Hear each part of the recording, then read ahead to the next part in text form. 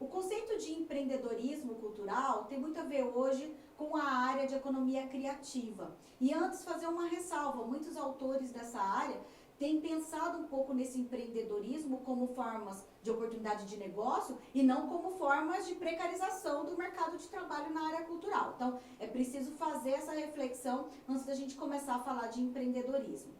E vamos lembrar que o empreendedorismo cultural é um tipo de empreendedorismo. Se a gente está falando de estruturar um negócio, ele segue todas as fases da estruturação de qualquer tipo de negócio. Então, fazer o tal do plano do negócio, né, um plano financeiro, análise de conjuntura, avaliação do gerenciamento das ações, né? Então, passa por todas as fases antes de começar a empreender mesmo. Eu não sou especialista nessa área, então eu pesquisei um artigo que tem como título Fazedores de Cultura ou Empreendedores Culturais, Precariedade e Desigualdade nas Ações Públicas de Estímulo à Cultura, de Michele Michetti e Fernando Burgos, da Fundação Getúlio Vargas.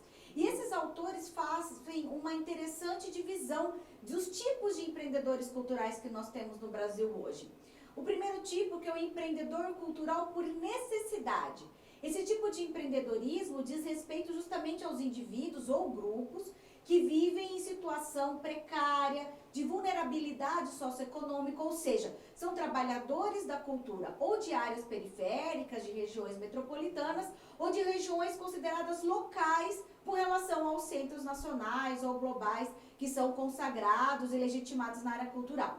A formalização desse tipo de empreendedor é justamente para cumprir alguma das exigências de editais públicos, para pleitear outras formas de apoio, projetos culturais ou para emitir nota fiscal. E muitos fazem isso, dessa formalização, por forma do microempreendedor individual, né? Começam a ser empreendedores por forma de MEIs. O tipo 2 que os autores apontam é empreendedor cultural por disposição. Normalmente são jovens adultos de classe média, diplomados, normalmente em áreas criativas ou das humanidades, são frequentemente artistas, produtores de conteúdo ou oriundos de outros ramos que migram para a área da cultura ou fazem dela uma ocupação complementar. Em geral, são pessoas que têm outras fontes de renda, não têm vulnerabilidade social e que estão fazendo muito por hobby, porque gostam mesmo da área cultural. O terceiro tipo é o empreendedor cultural por opção. Esse tipo de empreendedorismo se refere a indivíduos, empresas, grupos empresariais que trabalham com a produção de bens e serviços ou eventos culturais de entretenimento. O objetivo principal desse grupo realmente é o lucro. Nós temos como exemplos produtoras de musicais, de shows ao vivo, empresas de cinema, gravadoras, editoras, entre outros vários tipos de empresa que concebem a cultura como uma opção de investimento, né, entre muitos outros que a gente tem no Brasil. Por isso que essa denominação como empreendedorismo por opção. E o quarto tipo, que é o empreendedor cultural por vocação, um grupo formado por artistas consolidados, consagrados, e eles enxergam nessa área uma maneira de uma missão, de desenvolver outras áreas que não as deles, né? Então, por exemplo, são atores que também viram diretores, ou que abrem teatros ou espaços culturais, produtores de filmes, coprodutores. Então, são pessoas que já são consolidadas nas suas áreas de atuação e acabam empreendendo em outras organizações culturais.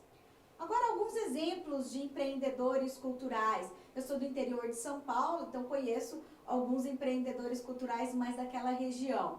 Um exemplo são os Trovadores Urbanos, é um grupo de serestas, de serenata da Grande São Paulo. Eles fazem shows, já gravaram CDs, gerenciam outros grupos, né, subgrupos, digamos assim, que fazem serenatas, homenagens em festas. Então, tem um modelo de negócio muito próprio.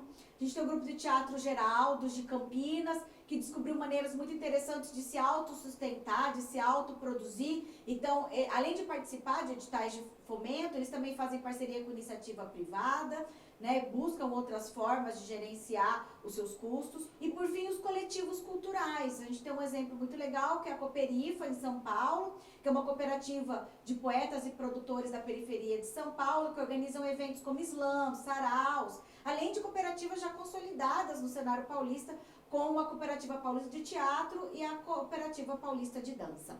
Em todos esses cenários, é importante a gente falar do papel do Estado como um importante ator no financiamento dessas ações de empreendedorismo cultural.